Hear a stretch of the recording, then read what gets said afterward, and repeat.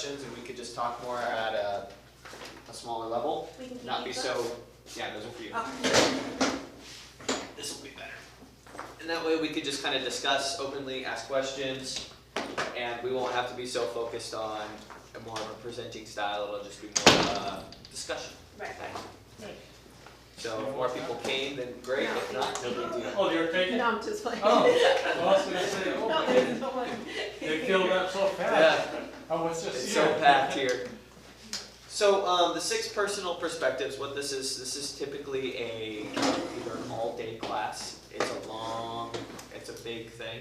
But we were going to kind of do is more of a break it up and try to do 2 or 3, and then do 2 or 3 again in a couple weeks, and just kind of see how it went, type of thing. See, obviously, there's not a lot of people excited about it, but this class is taught by high-end teachers throughout Keller Williams, and people pay quite a bit of money to go to those classes. And this is just one of the foundational pieces that Gary Keller teaches. In the MREA, the very first section that he talks about is Think a Million, and it's all about the mindset. And the 6 personal perspectives is that, kind of just, come in, grab a seat. We're gonna do a, since there's not that many of us, just a more introduce, just go over it. Is that kind of that first step of business is his philosophy. Now, you'll notice a lot of things in here if you've taken a lot of Keller Williams things.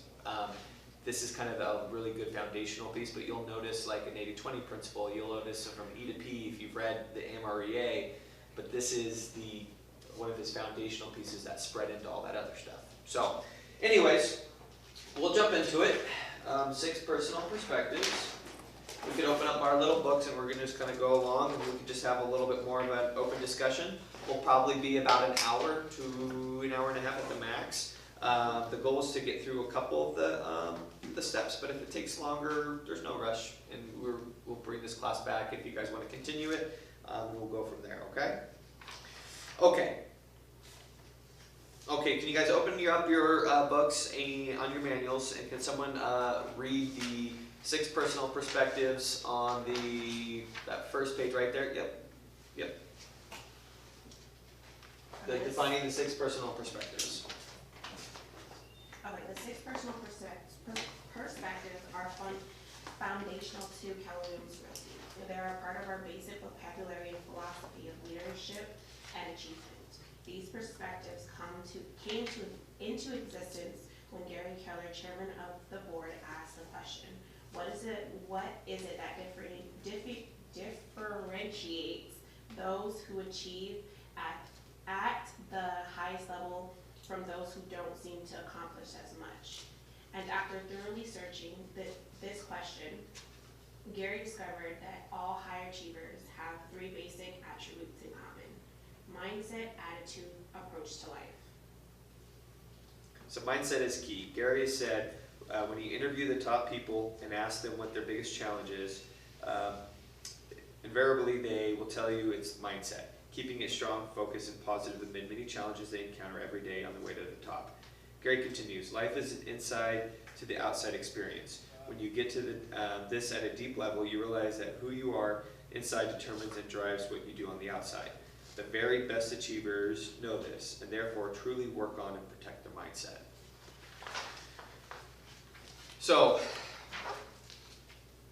if we look at what he's saying there, as the top achievers and who they've interviewed and writing the MREA and stuff, there's a difference between people that do and the people that don't, for the most part. And why is that? Why is there these high achievers that are doing these things, and then why is there people that seem to not be able to get going or whatever it is? And they came around the mindset, attitudes, and approach to life. Can you kind of see that? I mean, for the most part, I mean, there's the people that Jeff Cohn was a mega agent at Berkshire Hathaway, and he was their #1 agent. And he just came over to Keller Williams a couple months ago, and he's been engaged in Keller Williams. And just hearing him speak what he's doing, and he's like, I'm looking to build a coaching program bigger than MAPS. Like, that's my goal. I'm gonna do that. you know, I'm gonna beat MAPS in that. And I came over to Keller Williams, and as long as I don't recruit from MAPS, you know, that's fine. That's Gary Keller doesn't care, because his mindset is that's one of his things. He's already built a huge real estate thing, but his mindset is so big at where he's going, and you listen to him, and you're like, yeah, he's gonna do it. Like, but why can he do that and I can't? Like, what's his different, and what's his attitude, and what he's doing about it? But any like thoughts on that? Anyone? I mean, just in general.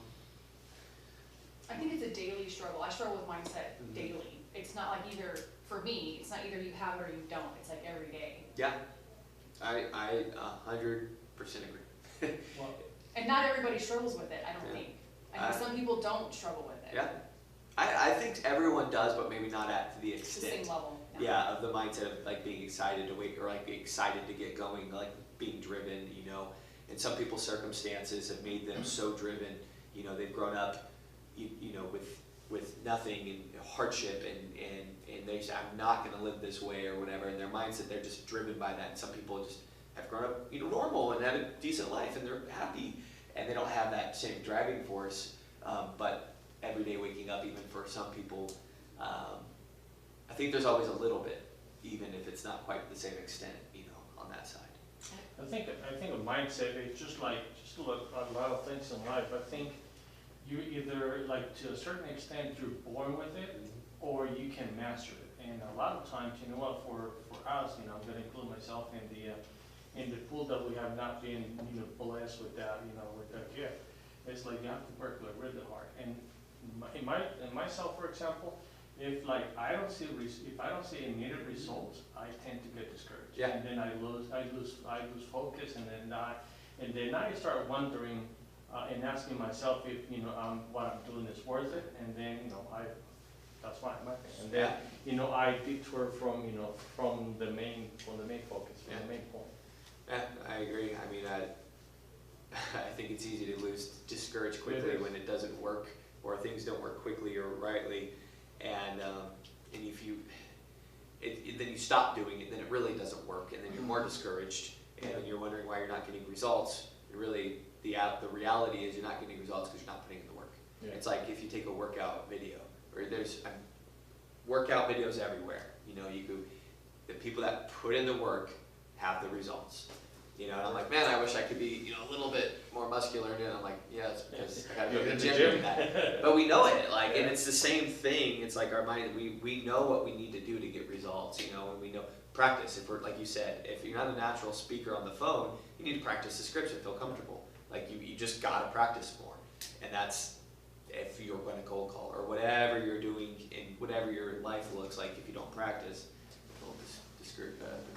Tom Paul over there, you know, I'm sure he lacks motivation some days too, but he still gets past it and he does his things. But anyways, I okay. think sometimes some people don't take accountability for their actions as well too, and they try to like deflect and be like, the reason why it's not happening because the system isn't working. Yeah, and I think that's a super common thing. Hey, I'm so late.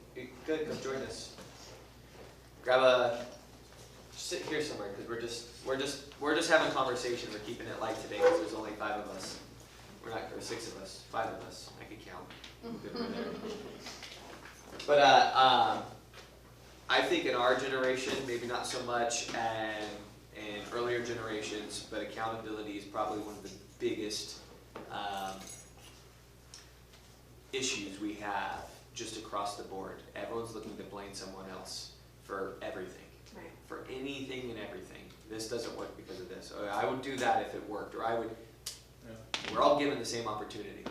We're all given the same classes to come to. We're all given the same scripts. We're all given the same everything.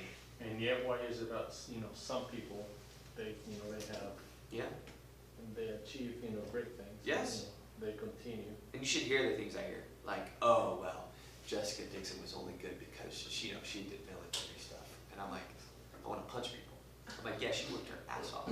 Jessica Dixon was doing more sales than me, and she offered to take $25 an hour to show for me because I was out of town. And I'm like, are you sure you want to do that? Like, you've closed like 30 deals this year already. She's like, yeah, I'll do it. Like, her work ethic is insane. Like, insane running around. But we find excuses, or we find reasons, and the reality is just us. Like, I'm getting beat by her in production because she's outworking me. And I heard a story yesterday. Damian Williams? I forget his name. I'm going to butcher it. But he's a professional basketball player. And he was playing the Lakers, playing Shaq and Kobe. And he was real excited about playing them. And he wanted to get to the court early, Staples Center early, just to get a good workout in and to have his mindset ready. And he wanted to have a good showing. He's excited about playing Shaq and Kobe. And when he got there, he was at like 4 or 5 hours. He was really early. And he heard the ball dribbling on the court. And he went out there, and Kobe was already practicing.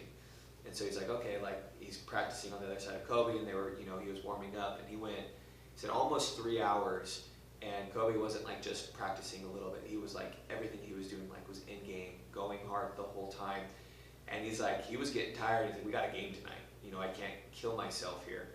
And so he's like, okay. And he went and he took a shower, and he still heard the dribbling until he left for the game. And he said, and Kobe put up 40 points against them that night. And he's like, man, like how, like that's insane. And so he went to afterwards and talked to Kobe after the game. Goes, man, like how do you do that? How did you, why do you work out so much before the game? He's like, because I knew you were coming. I knew you were listening and you were out there. And I wanted you to know that no matter what, I was going to outwork you. And I'm better than you because of that. Like, and he's like, it blew his mind. He's like, I got to work harder and stronger. And Kobe just did it just to prove a point. I'm better than you. I'm going to outwork you. I'm going to outdo that. And I'm like, that's why he's one of the best players to ever play. If you ever read the book Relentless, it's about Kobe Bryant and Michael Jordan, about his trainers and how those two were the best ever because of their work ethic and what they put in for it. Great book. Yeah, It's Relentless. a great book. It's a great book. Lots of sports analogies Yeah, if you're not it's- into sports, but it's still a good book. Even a good book. Yeah. And it's like, but his work ethic is just like amazing. And so we kind of come back to the accountability piece, or that. At the end of the day, we're all given the same opportunity. It's just what we do with it. How hard are we willing to work? And like I very many times was discouraged. I hated cold calling because I hate rejection. I hate people not liking me or being annoyed at me.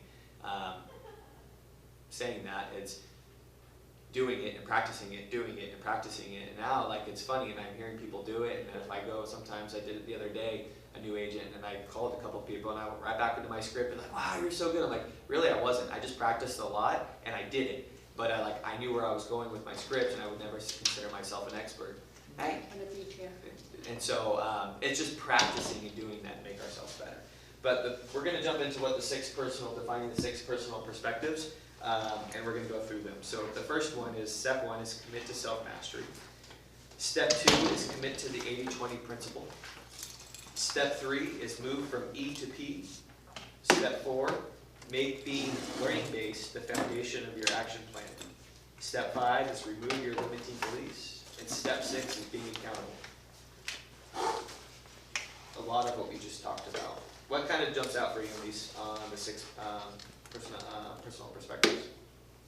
Mine is limiting beliefs. I know I have a whole bunch of them that stop me from doing what I need to do. Yep. What else? Do we have to pay for the class? No? Nope. I just do it. To me, it's a limited belief in self-mastery. Self-mastery. To me, it's all mastery. Self-mastery. Good. That's what we're doing today. Maybe it would be the limiting beliefs. Limiting beliefs. Yeah. Yourself and stuff. The word commit, the word. Yeah. I just started at the top and worked Yeah. my way down. Yeah, committing, and then step 5 and 6 for sure. Yeah. Removing your limiting beliefs, being accountable. Yeah.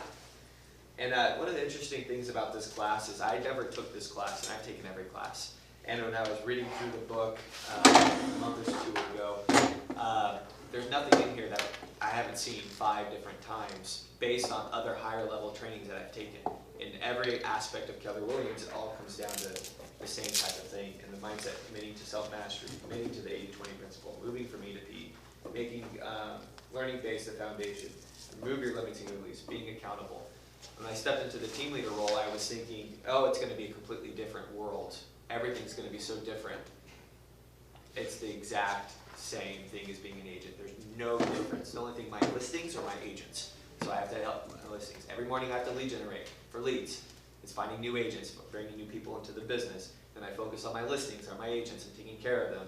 And then I have to have leverage with my staff to making sure we're a great spot to work. It's the same concepts, it's just a little bit different language. It's crazy. And it's the same committing to self-mastery. And I'm going to these training classes, spending thousands of dollars to go learn from these great people, and it's the same thing. And it all is down to the basics, which is really cool. Okay, so on the right of that, we're gonna, you guys have your pins. We have some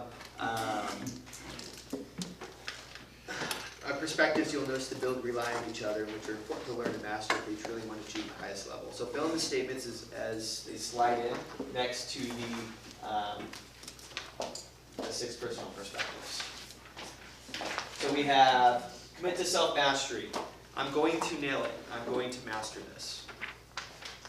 Commit to the 80-20 principle. I'm going to focus on my big rocks.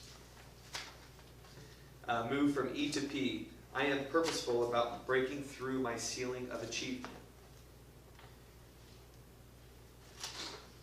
Make being learning-based the foundation of your action plan. I'm willing to be taught. I always pursue learning. Remove your limiting beliefs. I unlimit my thinking and my success. And be accountable. It's mine. I own it.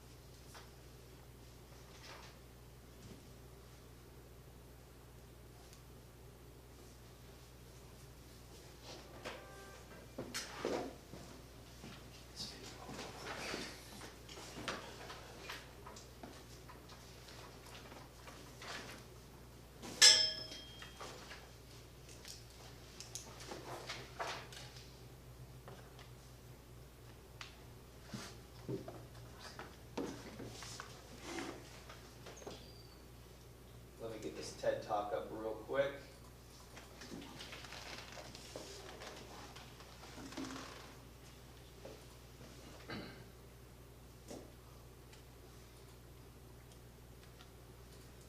Oh.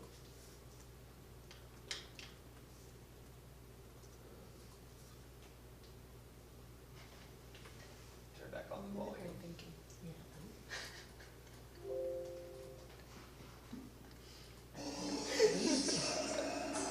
Hear it?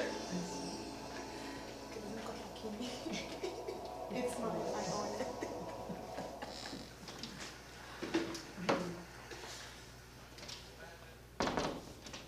That's too quiet. Hold on. I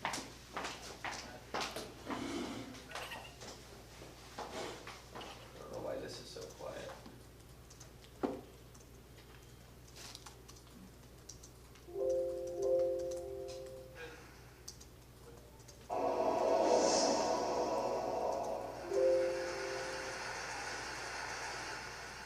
Imagine a big explosion as you climb to the 3,000. Imagine a plane full of smoke. Imagine an engine going clack, clack, clack, clack, clack, clack, clack. Sounds scary. Well, I had a unique seat that day. I was sitting in 1D. I was the only one who could talk to the flight attendants. So I looked at them right away, and they said, no problem. We probably hit some birds. The pilot had already turned the plane around, and we weren't that far. You could see Manhattan. 2 minutes later, 3 things happened at the same time. The pilot lines up the plane in the Hudson River. It's usually not the route. He turns off the engines. Now imagine being on a plane with no sound. And then he says 3 words. As unemotional 3 words I've ever heard.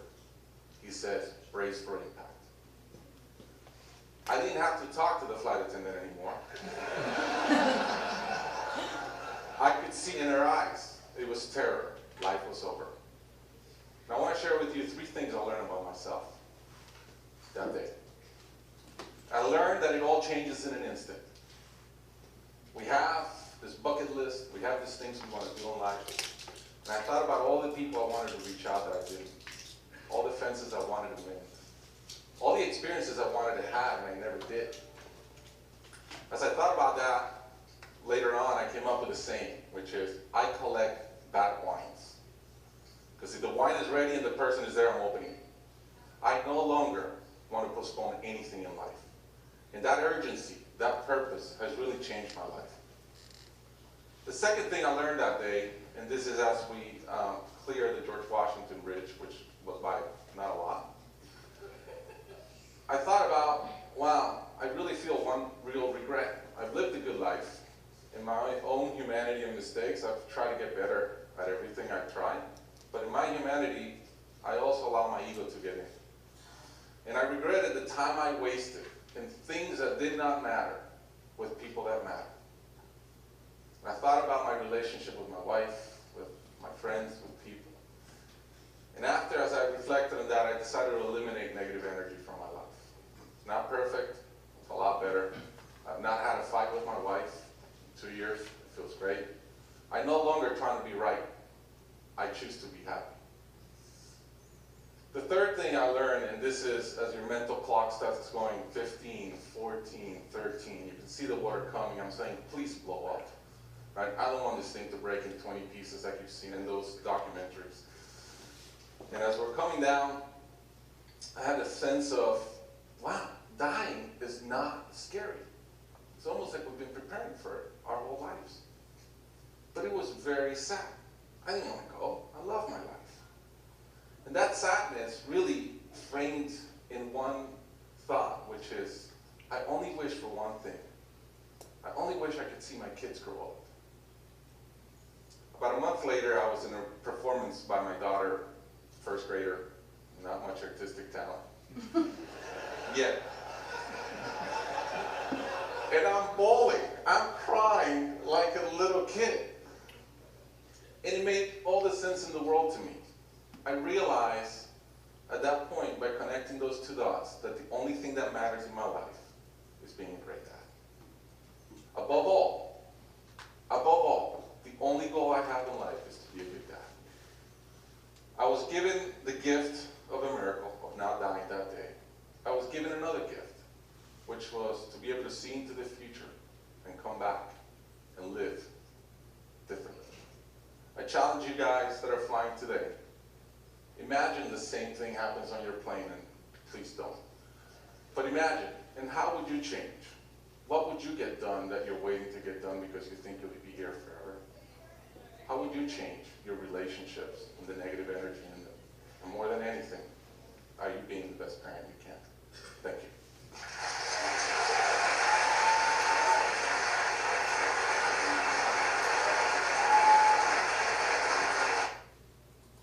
Pretty good, huh? Wow, what a life terrifying moment. Like, what? Wow. So what do you guys get from that? I find it almost eerie that you played that clip today, because this morning on Facebook, the thing popped up about, I forget the exact numbers, but you work to a certain age and you only have so many years for it. It's like 11 years to enjoy retirement. Why are you waiting to enjoy life? Enjoy it today. On the way into the office, that Tim McGraw song was playing, Live like you're dying. Live Like You Were Dying, and then I see this, so I'm like, okay, somebody trying to. Yeah, God's trying to tell you Is there a something. message that I'm supposed to be listening to? But it's, yeah, it's dead on. Don't go jump out of an airplane today, No, okay? no. But it's, yeah, it's dead on, you know. Awesome. Live it. What else? Don't put off things that, don't put anything off because you're never promised tomorrow. Yeah. Right? About just the eliminating negative energy from his life. Like, wow. That's one of the first things you don't think about that. Like, there's so much negativity that we have just every day. So really just eliminating that. Just, I won't deal with it. No, I won't have it. Haven't fought with his wife in 3 years. That's pretty good. Yeah, I also wrote down that I don't need to be right, I need to be happy. That's hard for a lot of people, especially if you're an argumentative type.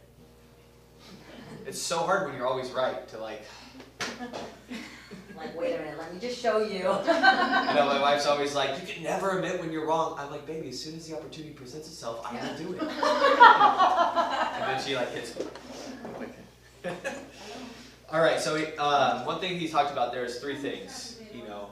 3 things that if we could change today, if we knew, like, if we had that experience, the 3 things that would be, what would some of those things be? What could you do looking at your life, like today, going forward? Make that decision, like, okay, let's pretend that you almost got hit by a bus. What are you going to change today? Stop waiting for tomorrow. Just do it today. I like that. But what would you do today? That's the thing. What would you What is it? What are you waiting on tomorrow for? What would you do that would be different than tomorrow? Knock on those doors, call these people that I have to do. Because I mean, it sets me up to the point where if something does happen tomorrow, my kids will be taken care of. Yeah. That's a scary thought too. It is. It's like what does happen, because you never know. Things happen all the time. Are my kids going to be taken care of? Is that going to happen? I think about that a lot. I mean, I'm blessed my wife has a decent job, but we've set a lifestyle for ourselves, and I don't have a great savings account set up for them. I don't have things set up. That's a driving force for me. Awesome.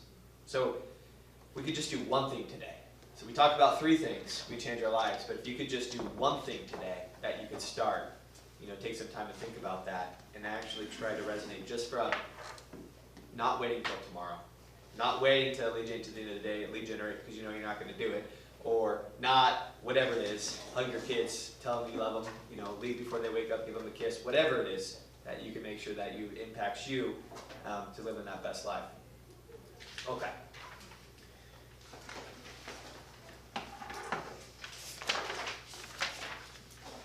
So let's do a reality check. That's never fun. No, I'm just joking. Let's do a reality check. Okay, high achievers all have the reality mindset. That is, the first thing they do is recognize they are and proactively taking action based on that reality. Without this reality check, many people are under the delusion that they are farther along than they actually are. With this sound reality check, you can collaborate the tools and resources they need to achieve the goals. So what is your goal? In that first section there, you're going to write in what is your goal in that first circle. What is your goal? Is it like business goal or personal goal or Whatever. What is your goal? Like, Do a business goal. like, Life goal. come on, you guys don't have goals, it was just a New Year. Pick 3 of them. Whatever your goal may be, I want to go see the Eiffel Tower. I want to go do whatever your goal is. My business goal, I want to sell 30 homes. By the way, if you're making a goal, do unit numbers, because that way it's easier to track where you're on pace, not just volume. I want to sell 50 homes. I want to build a mega team. I want to build a 7th level team and be paid money to do nothing. I want to, whatever your goal you want to put.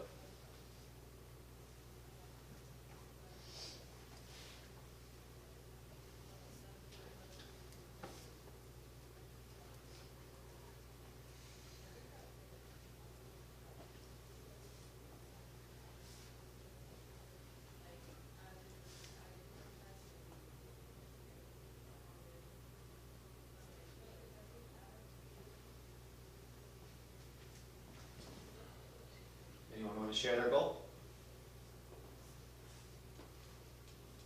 for me personal, I mean, business wise, it's just sell 35 homes. Sell 35 homes. It's a good goal. And I mean, when you put it in paper, it's not, it's not that hard, because it's the equivalent to almost like 2 and 2.5 something homes in a month. Yep. Which, that reduces to making, so many phone calls a day, going Yep. door knocking and this and this and that. On just on the NAR average conversion rate. Yeah, you could break it down exactly how many calls you need to do to hit that goal. Any other good goals they want to share? how I'm just getting started in the business, not as much as it is, but mine. That's okay, don't mine's compare 18 goals, it's your goal. Right, mine's 18 homes. Awesome, it's 18 homes, it's a good, great goal.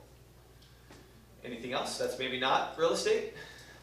Mine is a trip to Mexico, and I don't have a number of homes, I have a dollar amount Okay. to make 63. Okay. Awesome. Mine's to build like a mega team and leverage my business so I can spend quality time with my daughters after work. Awesome. Just take them to dance class Yeah, be able to do and things. things like that, and move closer to the ocean. Yeah, that's a good goal. I would like to go live by the ocean. Yeah. It sounds a lot of fun. Excuse me. All right, so how are we doing with our goal? Ooh, let's get that reality check. I know it's the beginning of the year, but we sell 2.5 a month to make to our goal, and we haven't sold anything yet. We're already off our goal. Right? We're already in February. I have huge goals this year. They're ridiculously huge. I made good goals. I'm like, these are ridiculous. And my maps coach said double them, and I said, it's ridiculous the amount of goals that we have, that I have personally. And the reality check is, how am I doing with my goals? Could be doing better. We're already a month in. Haven't brought out any new cappers into the office yet. My goal is to get 3 in a month. If I brought 3 cappers in a month, that would change the market scene. It would be great. So how do you, so you haven't brought in any, you're supposed to do 3 a month. Yeah, So and I now gotta this is get 6. already, so now you need 6. I need 6. So- I gotta double my efforts. Yeah, so how Yeah. do you like, that's what I struggle Yeah. with, I'm like, all right, I'm already slightly behind, now it That's gonna be- doubles for next It's month. gonna be a bummer when I only get like 3 this month. Right, you're just like, I'm so distracted, but the reality is most market centers bring in 4 or 5 a year. So if I got only but you're not 3, supposed to look at somebody else. if I and only turn got your 3 goals. this year, and then I only got 2, and then I only got 5, and then I only got 1, or then 0, and then I only got 13 cappers for the year. My goal was 30. Man, I'm disappointed I didn't get that. The fact that I brought in 13 cappers though will still be a good year. So it's okay to feel, It's Good I'm about still that. mad I want to hit my goals, and I set really ridiculous goals this year. But if I hit half of my ridiculous goals, it's still be a life-changing experience for me and my family. So I'm going to shoot for it though. Why not? So that's another part too, with that you say you get discouraged when you're not reaching your goals every day. And then I've talked about a class before about getting the 1% better every day and not focusing on the end goal. It's focusing on the daily activities that get you there and celebrating each day's success. So, for example, if I need to, your numbers, you break down, you need to do 36 homes, you have to call 20 people, knock on 10 doors, and do 2 open houses and whatever, a week. Each day you celebrate, I called 20 people. Heck yeah, I called 20 people. I said the activities. I know if I call 6 cappers a day, I will set at least 1, if not 2 appointments. Out of every 2 appointments, I will stay in relationship with 1. For every 4 appointments I meet with capper, I'll sign 1 person. So I celebrate. I don't really hang my head down though about January, because I've almost called every capper on the board. Like, I did the activities. I feel good about it. And we have a lot of relationships, and we have 5 capper meetings this week. So I can hold my head up high because I did the activities. I couldn't hold my head up high if I didn't do anything. So that's just how I look at it. If you do the activities, I know I'm getting 1% better. My conversion rate could be better. I'm still learning, different scripts and stuff to getting, meeting with people. But I still practice almost every morning, and I'm getting better at it. So as long as I'm getting better, I'm moving towards that. I'll start achieving my goals on that side. So how are we doing with our goals? Anyone want to share? Is that kind of a little bit of a reality check? Like, where am I at with that, with my yearly goals? behind schedule. Behind? Yeah. Yeah? Same thing. Other guy. My other goal is, I have to flip, 6 homes. Yeah. This year. Yeah, it's only the 2nd month, but I feel like, I'm already falling. I already got that desperation, Yeah. I'm already getting behind. But honestly, that's a good feeling though. That's Yeah, I think motivation. it's like, like you said, it's like, when any goals that you have, you gotta look at it from, 2 points of view. It's like you either, at the end of the run, either you tried your best, to achieve that goal and you came up short, but deep in your heart that you gave it your best, Yeah. 100%. versus, you know, I didn't meet the goal because, you know what, I didn't even do half of what I was supposed to do. Yep. You know, that's failing big time. Yep. Because we Because even you try didn't, our you best, didn't even yeah. try. It's like you're saying, I want to lose 10 pounds. Well, okay, great, what'd you do? Oh, well, you know. I went to my I'm just doctor. pissed, I didn't lose 10 pounds. Why didn't I lose 10 pounds? Did you go to the gym? No. Did you eat better? No. Yeah, Well, that's you. You know, but if you go to the gym yeah. and you work really hard, guess what? You're gonna lose at least 5 or 6. And you're like, dang it, I lose 10, but hey, I lost 6. I'm on my way. Progress. How do you feel about that? We already kind of talking about that. What will your future look like if you do not achieve your goals? Sad. You know, we go back to feeling like, you know, you get discouraged and then, you know, you don't have that mindset because you felt like, you know, it doesn't work. But in reality it does, it's just that you're not putting the work that you need to. Yep, absolutely. And it's funny, is, teaching these classes and teaching like Ignite and some other stuff has been some of my best experiences for me, because when I taught Ignite, the first time I taught Ignite, I knew everything in there and I knew how to get up there and talk about it. And I literally looked at my business like, I'm not doing any of that. Like, I'm hypocritical standing up there right now because I know what I need to do, but it got my butt motivated to start doing it, especially like Move, calling my database and actually doing that for me. Like, it was like, I'm standing up here talking about how important the database is and calling your database and doing your database, and I'm like, man, I haven't called my database in like 8 months.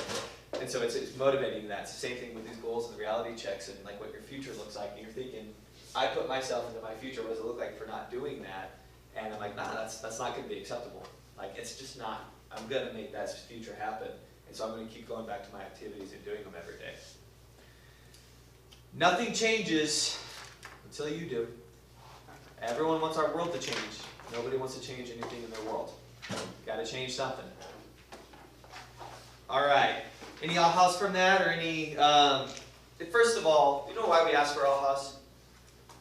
I always thought it was kind of annoying when I took classes with Keller Williams, and like, why do they always ask for ahas? And then I got the psychology behind it when I went to train the presenter. The reason why we ask for ahas is when people reflect on it and then say it out loud, it cements in their brain, actually, instead of just hearing it. And then when you get other people to say it, you hear it a couple times and it might resonate with them, like, oh yeah, I guess that does make sense in there. So that's why we ask for ahas and for people to share, is full engagement as well. But it actually cements in your brain better. You're more likely to take things away. And they did surveys after training classes, you know, what do you take away? And most of the things that are talked about are when people said ahas during the training, which was just an interesting thing. So anyways, that's why we do that. So anyways, any ahas from this? Anything like, kind of like, takeaways just from looking at your goals and where we're at? A little reality check? You need clarity. Like, okay, I need to start focusing on. Clarity around it? Yeah. You said get 1% better every day, Mm-hmm. and that's doable. Yeah, it is. When you think about it, it's like, it's just making a little bit of an effort, but in reality, we can all make more of an effort to get better every day. Yep. Well, and not only that, you don't realize that you're getting better every day compounds. And so your 1% every day actually compounds over time. Right. It's like putting in an account where it's a compounding interest. It's the same thing. Before you know it, by like a year or two later, you're like, wow, I'm really good at this. And you didn't even realize how quick you got there. Another great book is The 1% Rule. That's where I got that from. I'd like to say I'm just a genius and it comes to me from my brilliant mind, but no, I just copy everybody else and then, say it. There's nothing new under the sun. The only things we have forgotten. You said, you said the book was Relentless. Who's the, Uh, Relentless is another great book. I have no idea who the author is. I can look. Never mind that.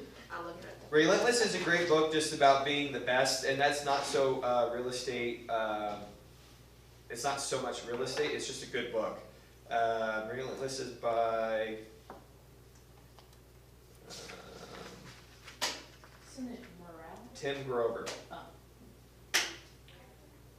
Another great book is Never Split the Difference. It's a great negotiating book. If you just want a good book to listen to, it's a great negotiating book. I really liked it. Never Split the Difference. If you struggle with negotiation, It is. it's fun. And it's a good listen to as well if you like to listen to books. Okay.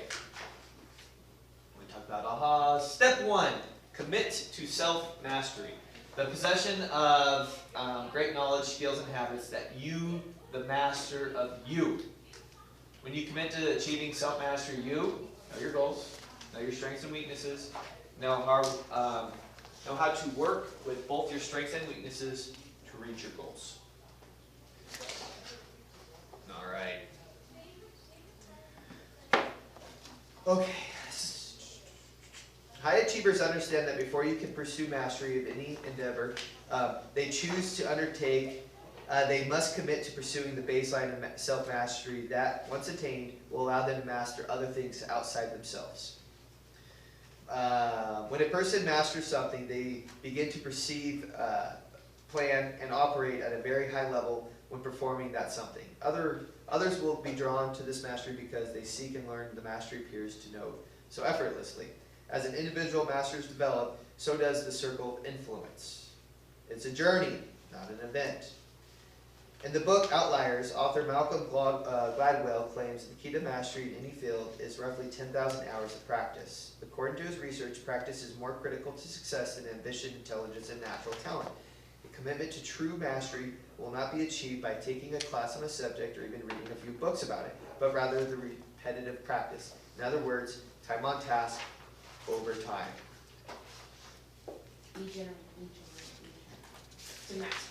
To master it. You know what does that mean? You know, lead generate. 10,000 hours till you're actually considered a master at it. And practice is more important than actually natural talent or anything like that. So let's use cold calling as an example. And it was just saying the word makes us cold calling. Ooh, it's cold calling. But here's the reality of it. When we first started, we suck at it. We're not good at it. Same thing with door knocking or doing an open house. When people come in and talk to us, we are not good at it. Right? Do we do open houses in here? Yeah? For the most, everyone open houses? First open house, how'd it go? Awful. Awful. To me, it was awful, but other people didn't know because they don't know. Yeah. I was like, But you felt very uncomfortable. Right. Right? What else? I learned that I needed more signs. Yeah. I had like 3 signs, that was Yeah, it. does it work That so was much? it. Like in the corners and one in the front of the house. So, my story, my very first open house, no idea what the heck I was doing. It was like 2 weeks in. Someone put on the internet, Vicky put an email out. I was like, I'll do it. I'm like, how the heck do I do an open house? I have no idea. YouTube it. No idea what I was doing. Borrowed some signs, set them all up. It was actually at the country club, one of the apartments, the single story, or it was the 2-story condos over there. Actually sell pretty high. And it was a short sale. It was priced below market. And so I had a really good turnout with my signs, and I had no idea what I was doing. And so someone walked in, and they're talking to me, and I've told this story a few times, and I'm like, hey, how's it going? Like, oh, good. I'm like, I'm just being friendly, and we're just chit-chatting. My natural ability is just to be friendly and to talk to people. And I'm just talking to them, and they're like, oh, so what's the HOA here? And I'm like, Oh, no. and I go, and in my head I'm like, I don't know what the hell a HOA is. And I'm like smiling, and I'm like, oh, this isn't my listing, it's actually, I'm holding open for an associate of mine. Let me call them and I'll let you know. And I'm back in my head, I'm like, what the hell's an HOA? And as soon as I'm Googling HOA, I'm like, oh, homeowners association, duh.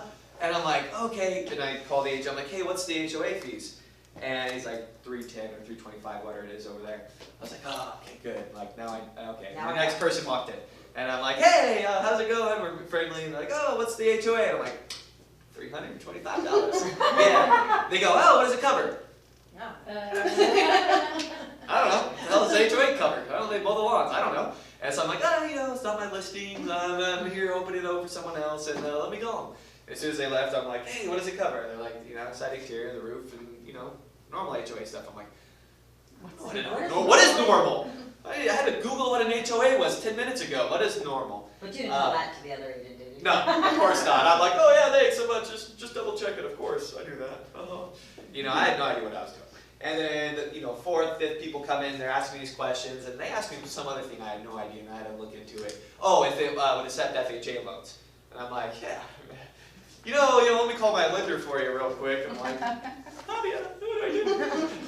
I'm like, I don't know. I have no idea. But I learned every time, and it's funny, at the end, the very last person that walked into that was a lady going through a divorce. And she was getting a settlement from the divorce, $200,000 cash, and she wanted to buy that house. And she asked me all those questions, and I knew it, and I got a cash buyer. We bought that property on my very first open house. Wow. And I had no idea what I was doing, but by the time I got to her, I was actually like, okay, I was pretty comfortable. And I actually I'm pretty good at open houses because I could relate to people, and I found that I got much better at it in the first time. But my open houses now, from there, I mean, significant. I mean, first of all, I'm putting out 30 signs. I do my Facebook stuff. People walk in, I'm just gonna, if they walk in with a Dallas Cowboy hat, I'm just talking smack because I'm building rapport. I'm asking great questions. I'm having them fill their things up. I follow up, but that didn't happen the first time. The first time it was a mess. And that's the same thing. It's the same thing we do in everything that we do, though. If we don't commit to self-mastery on what we're going to do, and if I'm still doing real estate at a high level, I'm doing at least 1 or 2 open houses a week because I'm naturally good at that. And I know that about myself. I'm naturally good at connecting with people, get them face to face. I'm much, much worse at like cold calling. I'm just not as good at that. Just not as my strength as meeting people face to face. So committing to self-mastery, knowing that I'm going to be good at that, I'm going to do it 3 times a day or 2 times a week, but I'm not just practicing, or I'm not just doing practice on people. I'm also script practicing that and practicing with my wife, pretending she walked in the house and I'm showing her around. I'm practicing when I'm sitting there waiting for someone else to walk in. What questions am I going to ask to lead them to get good, great questions for them to build rapport, right? So you're practicing.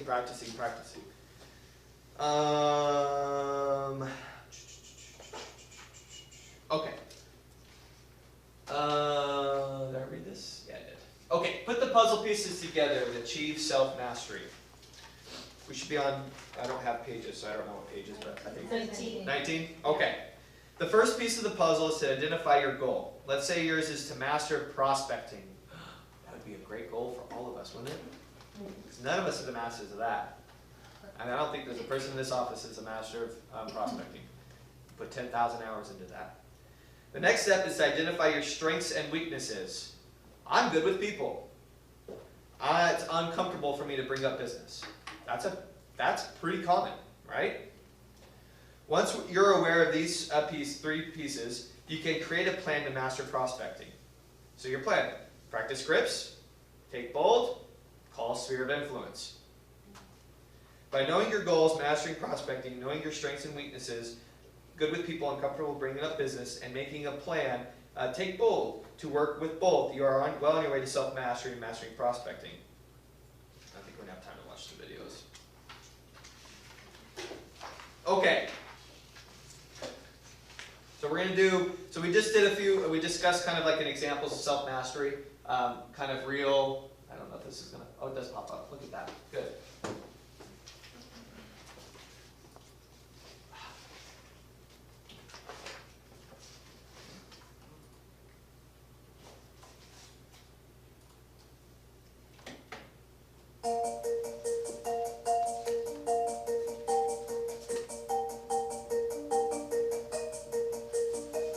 G'day, I'm Bruce Hardy, and I'm committing to self-mastery. This is one of the main 6 perspectives that I think we all need to focus on, particularly if we want to take our business and our lives to the highest level. When I was younger and lived in Australia, a good friend of mine was a black belt in karate. He invited me to participate in karate, so I joined. I was a white belt, and after about 6 weeks or so, we were one day practicing sparring. And it was interesting because we were throwing a punch, relatively simple, straightforward punch. We both knew how to do it. The idea was that we would throw the punch and you would stop 2 inches from the other person's face. So my friend, the black belt, would do it, and he would snap, his gi would snap, and I had wind hitting me in the face, and it was just beautiful the way he threw it. Then it was my turn, and I got down and I went whack. And I watched my friend fall to the floor because I hit him instead of stopping 2 inches in front of his face. We both knew how to do it. He'd mastered it, I had not. I will tell you, I brought the same approach to my real estate business. I realized my focus had to be on listings. And what I did was, by focusing on my listing presentation, practicing over and over and over again, I was able to list over 250 homes a year. There's a wonderful saying out there, and that is, amateurs practice to get it right, professionals practice to never get it wrong. My question to you, are you an amateur or are you a professional? Commit to self-mastery.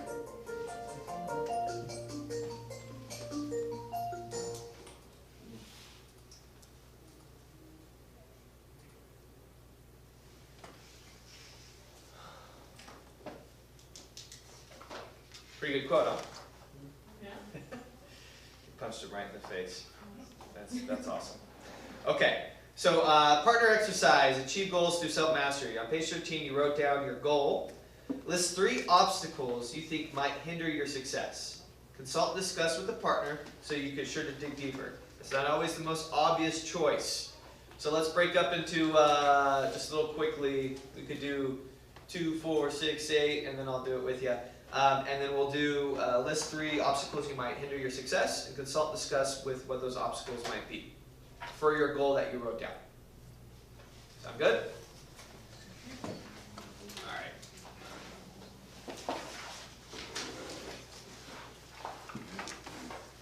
So page 3. Okay.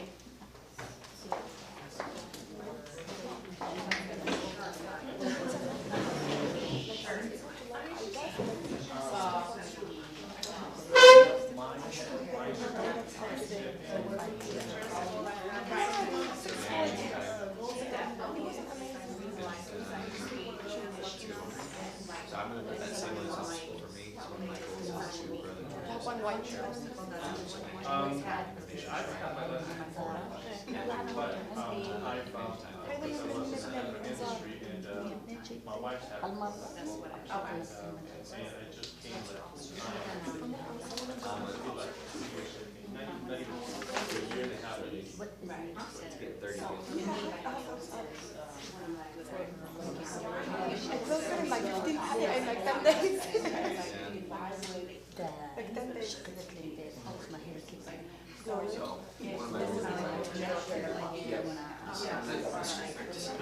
my goals is because one of my biggest issues is getting people to maintain their set appointments. So I set appointments with my meetings with my so I set up a phone call with values. Yeah, they're absolutely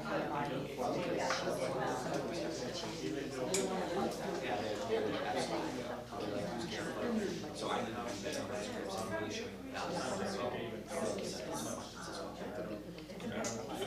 The bio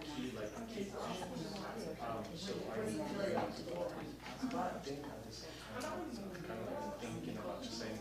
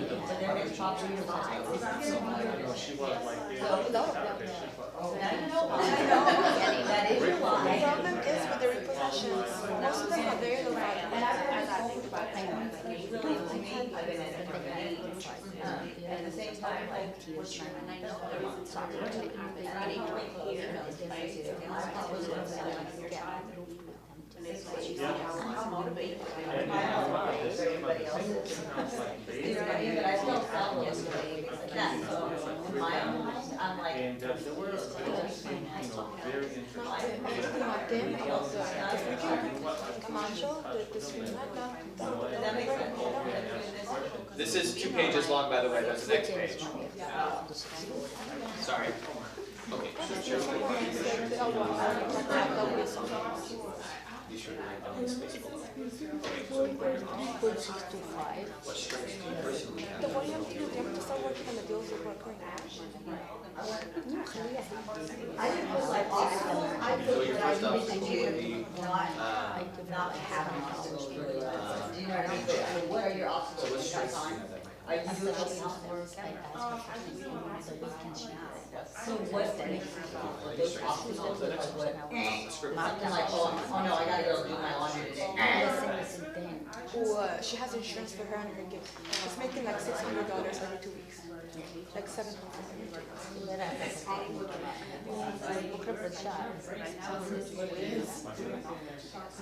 Give her bonus. Or commission. So you're, so you're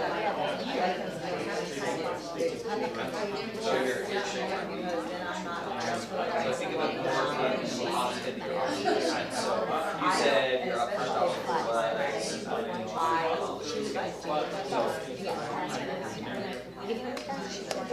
okay, so And they're like, well, I'm sorry, tomorrow, and I'm like, it's really good on my calendar, but they're crazy, like, they gotta go off to the and then I'll just, I don't know, right, the schedule, you know what I mean? Unless it's somebody that I know and trust, like, I can go, what's the story? You know what I mean? That's different, I know, let's look at what is the weakness that might hinder you from I, I still want your first obstacle is the obstacle. 3 obstacles. What obstacles do you get in the way? Procrastination. I still wait, that's why. Okay, so yeah, put that.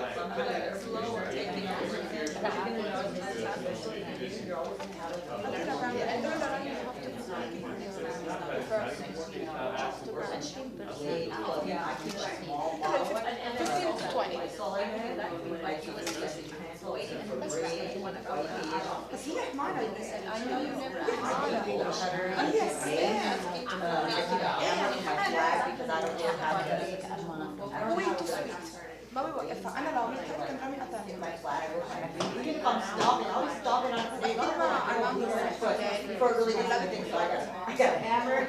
he just started working as a chair. He's asking me last year he's telling me last year I made nothing because I was in the academy. It's okay, man, you started a new career, so we're gonna take into consideration your new career. He's making like $43 an hour. It's perfect. For $400,000 he has no debt. I told him, he's telling me also I make overtime. I'm like, don't worry about overtime. I just make a raise and I think he'll be good.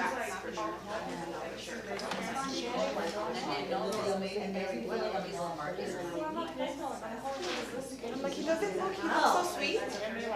He looks so sweet. I'm like, I couldn't believe it. Start finding videos, start looking around. He's a good guy. بس قلت له لرامي انت قلت له ما انا I don't like to talk to your money. قلت له Yes or no? Why not? Or let me look into it. If they have an assistant, they're gonna say, let me see what's over there. That's what you gotta do. You don't have to start calling people like تعال that. قول هذا طلع وبيسمع من مرته بيقول لك انت شو بتكون عملت؟ بتكون خسرت كل شيء. You have to learn how to win. That's fine. He takes it for granted.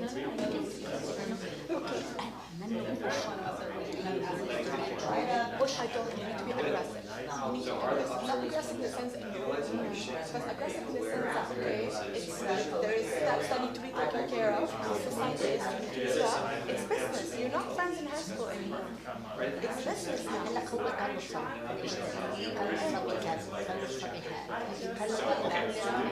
لا انا عم ببعث له هون وكل شيء بس هو اللي صار انه بلا ما she contacted him ما إلها خاصة and she managed to make that, but هي اللي the one that she put down. So, what's the next? Can you tell me about this property? He wants to add her for the title.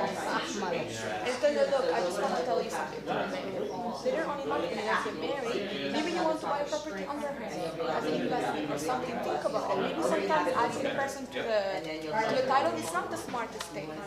Like, don't think about it as just love and romance and title together. Think about it as future investment. He's sweet. He's too sweet. She works in it. It's that letter, because that means He's buying her a ring. they're balls, they work, you know what I mean, like they're just not. Schedule You know what I mean? So I'll just Come on. and following it. Meeting. You're a pretty lady. So 5 Give me a.m. that letter. مش عارفة بعمل أنا مشاوبة I'm frustrated I can't go out 6 a.m. انت مالك خاصك لا يوم nothing to do with this. طلعت لك هون ولا فايل ولا فايل. Write it out. صراحة I don't mind that هو بنبتدي على business فأكيد بس بذات الوقت دائما يعمل كل الكوميشن تبعه. You get me? I بعمل open house. ما بحياتي كان one day from open house. I know he's very talented. So you have one day to be better. I need him.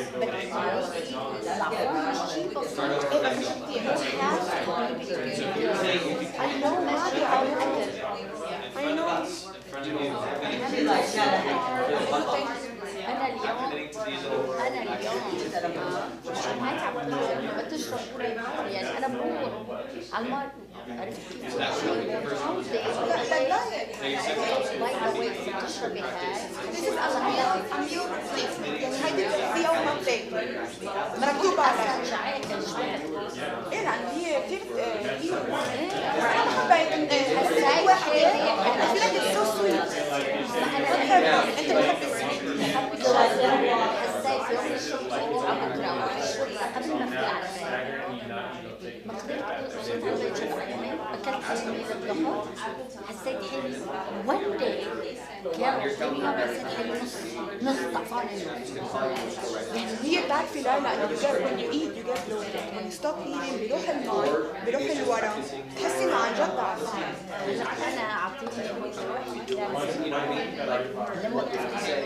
أخذت على 4 أيام. So good. Whatever you feel like. I don't know what to do. I need to do 20 lungs a month. I need to do minimum 20. I'm saying because they're not going into ESO. They're not. شو بعمل بركز realtors? فريقاً أنا بقول like last time you about شيء أربعة from 45. كلياتهم بريك كواليفايد مع انه ستانلي بيزدد لا شعب اللي ياكل لما بتسمع ستانلي شو بتقول So for me, They want something cheap. And nothing cheap happens in the market. same time. Yeah, it might be I basically don't.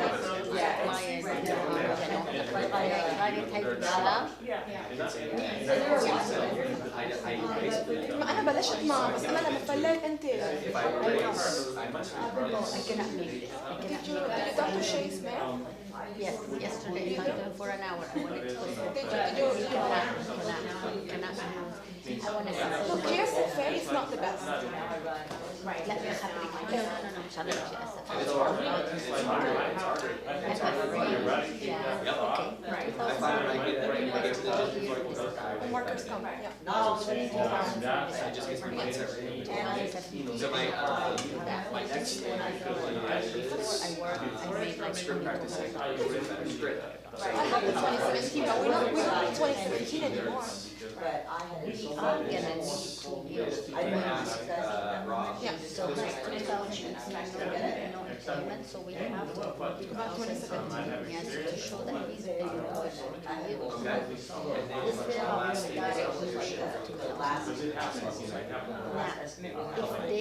you wanna go Half cappers. if we have houses And I can tell this class without a 6 person. Junior?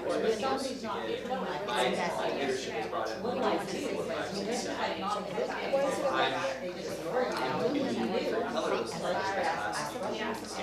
We don't wanna add that, we wanna use it. So that's my own personal. Not even thinking Which count. is what I was trying to do. I know, Everything. So So for me, I personally, David Marie.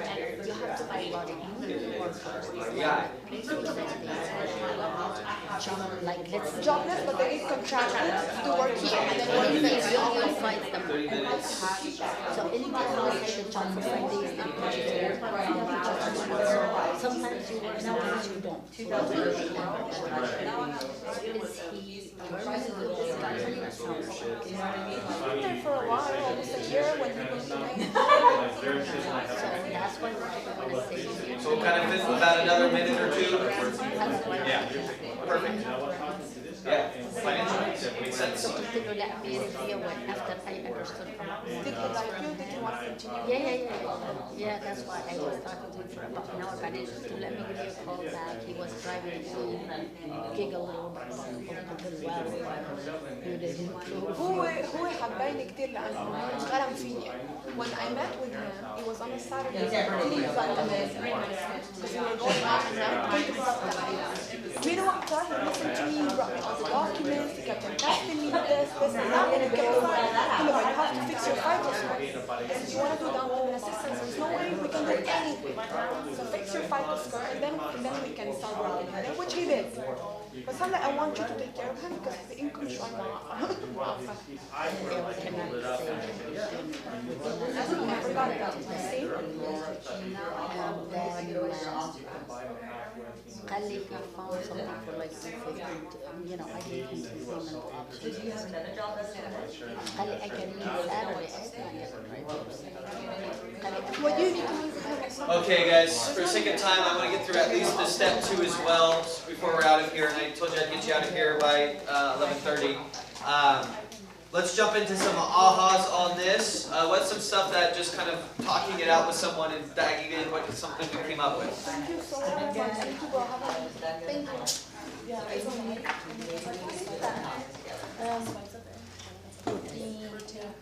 Don't be I shy. don't keep eating it. What ahas? What from this activity is something that maybe opened up your head a little bit of, okay, I could bridge the gap here. I know what my strengths, I know what my weaknesses are. What can we do? How to overcome my weaknesses, how they hinder me. Let's bring it back, guys. So, I'm sorry, go ahead. How to overcome my weaknesses and procrastination or. So what plan are you put in place to help that? Because your weaknesses is procrastinating, sometimes getting disorganized. So Yeah. what are you doing personally to get over that? Like what are you committing to? To get it done no matter what. So if So how? What does that mean? So if I have on my calendar written down what I'm gonna do, and I don't follow through because a client comes or something comes up with my kids or something like that, then I'm not gonna finish my day until I replace that. Boom. And I'm done with that. That is an action plan. I love that. That's good. Anything else? Don't be shy. Our plan is now to go door knocking with each other because we don't want to do it alone. Okay, good. So that's what we plan to do. Awesome. So you're gonna go door knocking together to kind of give yourself motivation. Because if you show up by yourself, you're like, nah. Where you're like, okay, I gotta go do it. Go. And it's a little bit harder to do it by yourself. Yeah. So. Absolutely. And it's accountability too. Yep. It's like if we set up something, okay, we're gonna go door knocking at this time, one of us can't not just show up. Yep. Because then people go, well, I never want to do anything with her ever again. Yep, yeah, it's accountability to each other, absolutely. So I'll share a little bit for me. My weaknesses are kind of similar where I get distracted easy. I'm like, what's going on over here? I'll run and go do something else. I also have people walk up to our door all the time, and we want to have a very open door, come in and ask questions, and sometimes things get moved, and that can be very difficult. But I'm going to commit to, if I erase, I will replace. So on my calendar, I have a calendar. I have it all set up on Google. If I move something, I will replace it and put it somewhere else. I just erase and I don't do it. Legion? Oh, that thing, and I'm supposed to lead gen, but oh no. But I'll actually come back and do it. And then also I've committed to asking Rob to do 15 minutes with me in script practice every day, because he'll do that. One of my obstacles now is I get a lot of agents to say yes, they'll meet with me, and then they don't show because they don't know A, who I am, or what my value is for them to even show up. So the conversation goes well, then it comes time for our meeting, and then they don't show up. And I don't hear from them, they don't answer my phone calls ever again. So I need to be better on my scripts to show value, for them to want to come meet with me. If I was Gary Keller and I called them, they would show up, right? I'm pretty sure they would. I wouldn't, but it's not there. And for me also, it's for my last thing that I'm going to focus on too is committing to bringing better leadership into agents' lives that have half cappers that want to become cappers, quarter cappers that want to be half cappers, bringing the value to them, and raising my leadership up by reading MREA at least 30 minutes a day, MREI or Maxwell Leadership, or watching more TED Talks, at least one thing every day. That 1% rule, I'll be 1% better on my leadership and my knowledge around everything, so I can bring that value into my agents. Make sense? So those things that I'm going to commit to being better at. So hopefully you guys all have a commitment plan too that you're going to hold on to for later on. Okay. We're going to jump to the 80-20 principle. So on page 26, the 80-20 principle discovered by Italian economist, I forget to do this. Okay. Discovered by Italian economist Vilfredo, I don't know how to say that, Pareto, and popularized by Dr. Joseph Warren, has been reproven time and time again. It states that 20% of our activities yield 80% of our results. Give participants a moment to silence. Oh no, I'm supposed to read that. Okay, let's read it together. When you commit to self-mastery and you have set your goals for the tasks and topics you want to master, the 80-20 principle will help you focus on your efforts on what's necessary to attain those goals. There is a pattern of predictable imbalance in life. It's called the 80-20 principle. So, in the 1940s, a quality control manager, Dr. Joseph Warren, documented a life-changing universal principle that he called the vital few and a trivial many. The idea was that a relative small percentage of your efforts lead to the vast majority of your results. He attributed some of his findings to statistical work of Italian economist Vilfredo Pareto, who observed that 80% of the wealth in the country was owned by 20% of the population. As fate would have it, the broadly embraced principle came to be known not as the Warren's Law, but the Pareto's principle. These days we simply call it the 80-20 principle. The idea that 20% of your actions lead to 80% of your results may be one of the most powerful principles you can apply in your life. It's about getting the most from your time and effort. It's about maximizing your results. It's about having a focus. Focus is key to great success, more than effort, experience, or even natural ability. Look at the highest achievers in any field and you'll discover that they have a powerful focus. Just as importantly, you'll learn that they focus on the right things, the handful of truly important issues that make the biggest difference. Oh, sorry. Whoa. Whoa. That was good.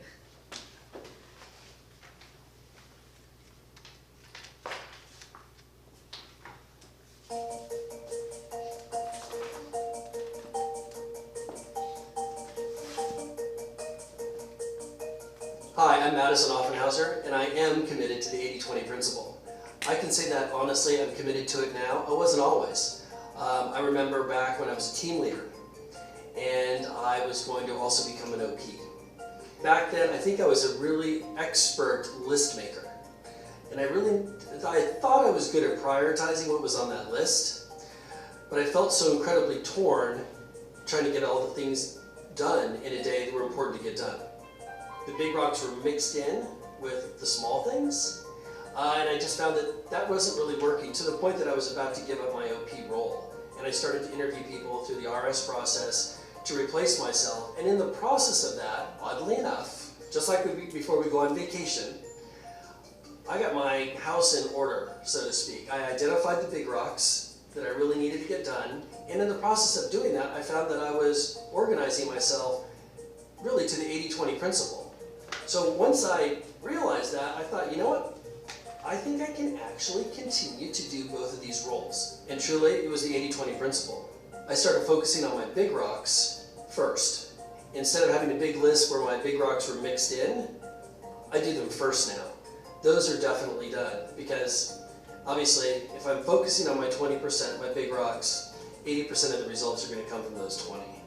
It has been life-changing for me and my results are much greater. The other part of it is I found I became so much more time efficient that I actually am capable of handling more roles and accomplishing more things than I ever thought was possible before. And it's all because of the 80-20 principle. I truly am committed to it. Are you committed to the 80-20 principle? Okay, we're going to visualize this real quick. This container, this is your day. And we have things to do for our day, right? As he's talking about his big rocks. We have a lot of big things we need to do, a lot of small things, a lot of medium things, a little tiny things, but our day is full of stuff, all right? So let's take our, if we have sand, for example, and it's a lot of little things as our sand, really fine little things, and we just say, we write a list out of the 23 things we need to do today. And we dump the sand in here. We fill it up to about here, right?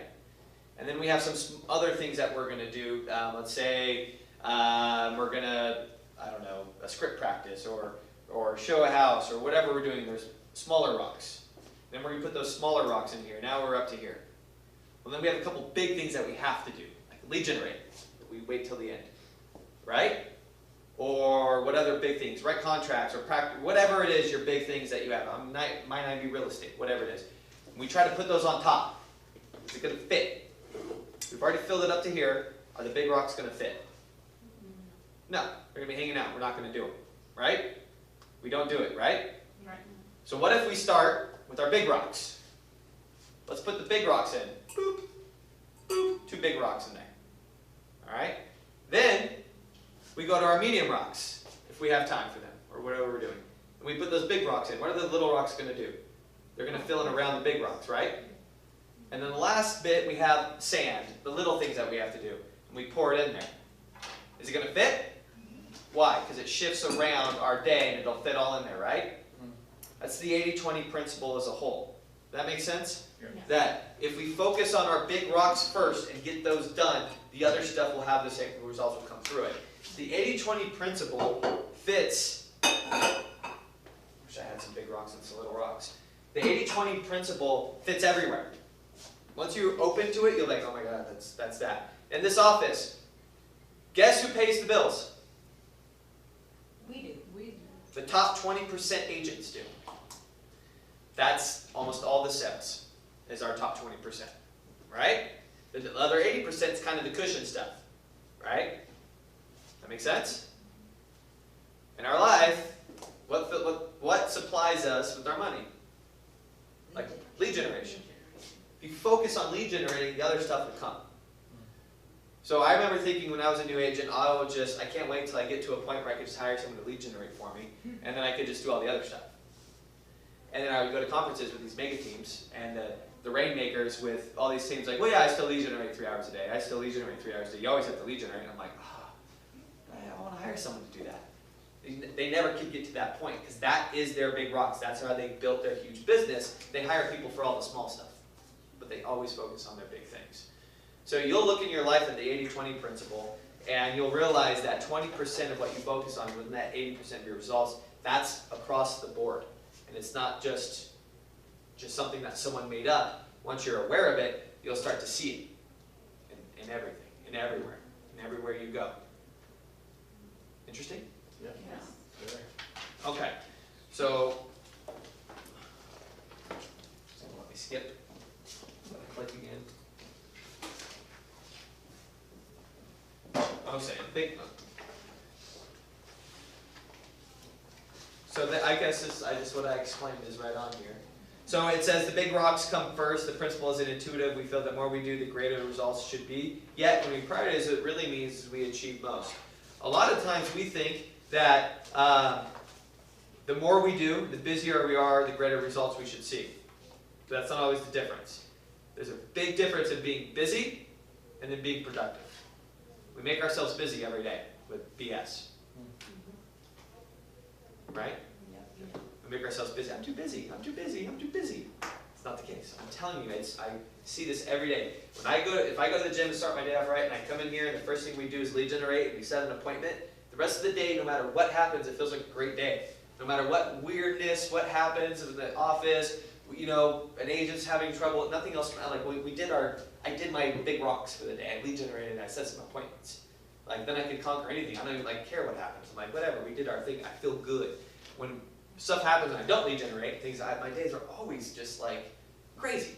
I'm like, it's because we didn't do our big rocks. And you have that guilt carrying on. Yeah, I do. That's my job. I'm paid. Sam and the ownership here pays me to recruit into the office, to lead agents and to help build better careers, and to run the office at a higher level. You know, and if I don't do one of my main things I'm supposed to do, then why am I being paid? Right? That would be guilt on me. And it's the same thing when you're business. Why would you pay yourself? Would you hire yourself? If you're a business owner, would you hire yourself? Not with that work ethic. Right?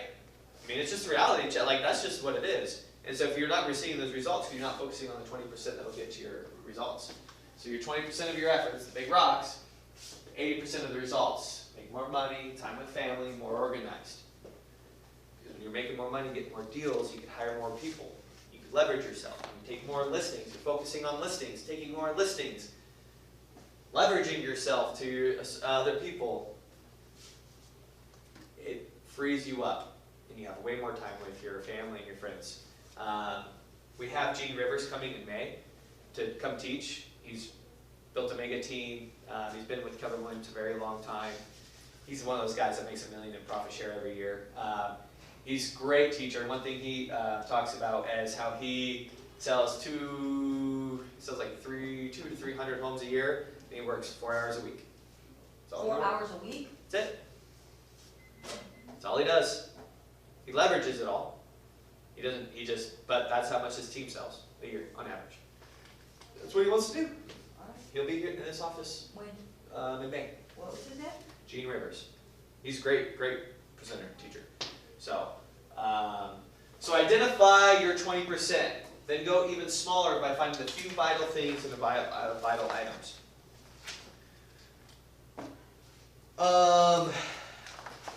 Okay, so what Pareto started, you got to finish. The 80-20 principle is the first word, but not the last on success. So identify your 20%, then go even smaller by finding a few vital few of the vital few. So basically, making your list of things that you need to do, highlighting the 20% that's the most important, and then out of that 20%, what's the 20% of that one that's most important? So while to-do lists serve as a useful collection of our best intentions, they also tyrannize us with trivial, unimportant stuff that we feel obligated to get done because it's on our list. Achievers operate differently. They have an eye for the essential. Left in a raw state, a simple inventory, a to-do list, can easily lead you astray. The first thing on your list is just the first thing you thought of. To-do lists inherently lack the intent of success. Long hours spent checking off to-do lists and ending the day a full trash can and a clear desk have nothing to do with success. Instead of a to-do list, you need a success list, a list that is purposefully created around extraordinary results. To-do lists tend to be long, success lists are short. One pulls you in all directions, the other aims you in a very specific direction. If your to-do list contains everything, then it's probably taking you everywhere but where you really want to go. So let's make a success list, not a to-do list. There's a difference between being busy and being productive. Let's say your goal is to run a marathon. Of all activities on your to-do list, some of them will lead you more success than others. And it's the 20% of the success list that will help you have the most impact. So, do you see that little example? Let's see if it's on here. So, not to-do list. So run a marathon, work on a diet and a plan, work on hydration and a plan, select strength program, select a running regime. running regime? Regimen. Tomato, tomato. Yeah, find a compatible running group. So, join upcoming 5K or 10Ks, practice on hills, time block training schedule, check equipment, plan practice routes. So it says select running regime over here, then he breaks it down. The time block the training, choose AM and PM to weekly dedicate the training to, arrange babysitter, dog sitter for block time, get running watch, coordinate with this, coordinate with experienced runner, partner, or coach. So this is how he breaks down his list. So the one most important thing he needs to do, he just needs to coordinate with an experienced running partner or a coach. That's the most important thing he could do to achieving his goal of running a marathon. He made this crazy list, but if he just makes a phone call to a coach and partners with someone, that'll be more effective and get him going than checking off everything on that list, right? I make a to-do list. I have a pad of paper. I do my to-do list when I come in here because people ask me questions, and then I'll get emails and I'll forget, so I write it all down so I don't forget. And then I flip it over and I do my lead generate stuff, right? Because I want to make sure the lead generation thing is, my goal is to be successful, right? My goal is to get 20% market share in the Antelope Valley. We have 20% market share. For me to answer the email about E&O will not get me that goal. It won't. You guys do not care what our E&O is. I do not care what our E&O is. I do care because it's very expensive. We're spending $40,000 a year on E&O, and there's some things that relate to us, but will not. Guess what, Carlos? You should join Keller Williams. Our E&O, it is awesome. Do you care? No, it's not going to help you get to our goals of 20% market share. What is going to help us get to our goals of 20% market share if I bring in a capper? That will help. If you help those half cappers all become cappers. If I help all half cappers become cappers, that will help. Yeah. So what are my focuses on those sections? So I have a 135, and on my 135, my first goal is 20% market share. My 1 is recruit 2 or 3 cappers a month. My 2 is move with a productivity program, half cappers to cappers, quarter cappers to half cappers, and move everybody up. And our third goal is, now I'm off the spot on top of my head, is transitioning technology to leverage for our agents to help them. So we have these goals set, and it sits in front of me, and when I sit there every morning, if it's not on my list of things that get to there, it's not on my top importance. It might be important to somebody, and we'll have to circle back or I'll get somebody else on it, but it's not the most important. It's not my big rock. So you have to have 2 or 3 big rocks in your own personal business or your own personal lives that are going to lead you to your goals. Typically in real estate, one of them is lead gen. It's probably your biggest rock, and that's the thing that most people struggle with. Unless you're just a killer at lead gen and you have other issues that you have, then it might not be, but let's be honest, right? If you're a killer at lead gen, just start selling your leads. You'll make a ton of money. You could lead gen a bunch, but you struggle with everything else, just, okay, Zillow's charging 40% a lead. People will pay it. Just start selling your leads. Make good money just lead generating every day. Okay, we're out of time, of course. On page 33, guys, there's the goal and the to-do list. If you get some time, man, there's still a lot. Yeah, a lot. We were going to get close to this. No, our goal was that we were never going to get through all. You can't complain. We said in the beginning we were going to try to get through 1 to 2 sections. Okay. I was going to try to get through 2, but that didn't happen because this is typically an all-day class. Okay. But I don't want to. Do you know when you're going to have the next class? It's on the calendar for the 29th. Look at the calendar, because I might be lying. It might be the 27th. Did Adam just tell you that he canceled my appointment and set it up with you? Today? He just told me, yeah. What time? My appointment was at 11, and he says he had to go meet Joe Mayo, and that you would help me figure out my landing page. Perfect. Well, I have a capital meeting in about 15 minutes. We'll have to be quick. Thank you. So homework, we'll do page 33, and then next time when we meet, we'll continue on the 80-20 principle on page 34. All right. Man, we didn't even get close to where I was hoping to get to. But it's still good though. Yeah. So good information. Good. I'm glad it's impactful, and tell your friends and family. Come. Agents, So friends, and I'm family. going to call you tomorrow, and then maybe we can set something up to meet up on Monday and set something up for the following week. Any questions before we go on this? Do you know where these offices is, right? Thanks for Starbucks. We're good with page 33 with our goals and to-do list.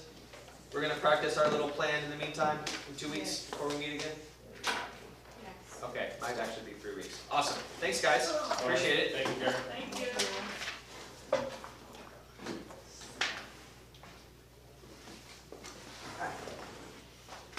Where's your meeting at? Here? No, I'm going to Starbucks. So, we could, I'll start it. yeah, we'll start it. I'll be at, tomorrow morning, I'll be over at your office for tomorrow morning too, so. Do you wanna do it then? If Let's do it then, because that That way, works. that works. that way we can just start. Actually, tomorrow I won't be there, I'll be in the So do hospital. you have any, I have to have my, I Yeah. steroids. Okay. What time will you be there all? Yeah, I'll probably be there till 2 or 3, We're but we gonna can make have, another appointment. I just really need to set up my landing page, We're gonna have. so that I can do the one marketing tomorrow. stuff that we did yesterday in class. Okay, what landing page should I go listing?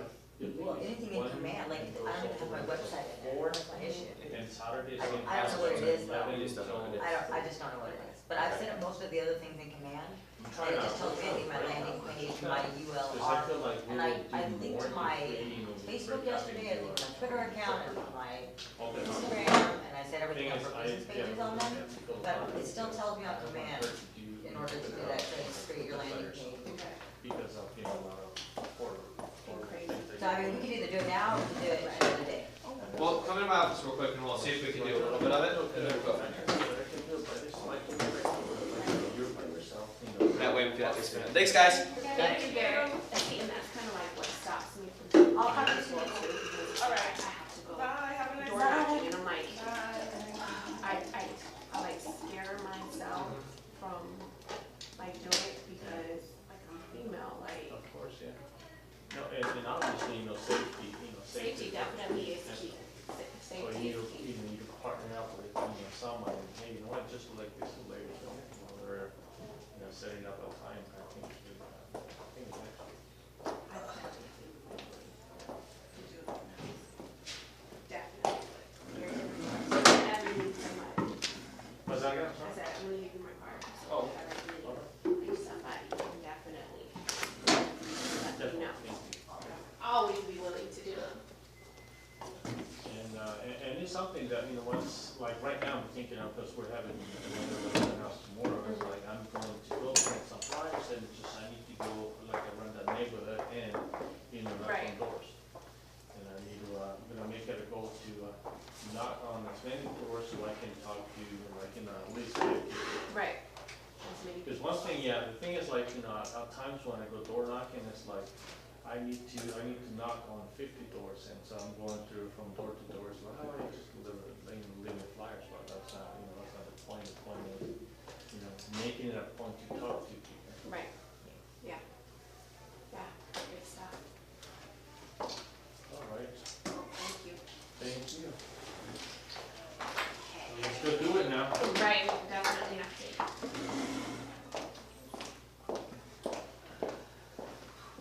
What? Do you know that lady I was sitting next to? I don't know. She's and she was getting really close to me, she was talking, and I am a big person on personal space.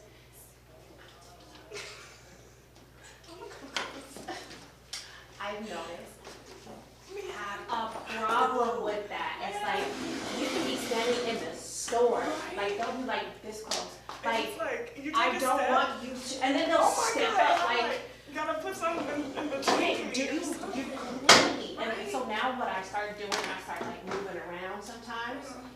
And then if I hit them, they'll be like, they get the point, like, Yeah, okay. back up, please. Like, man, she's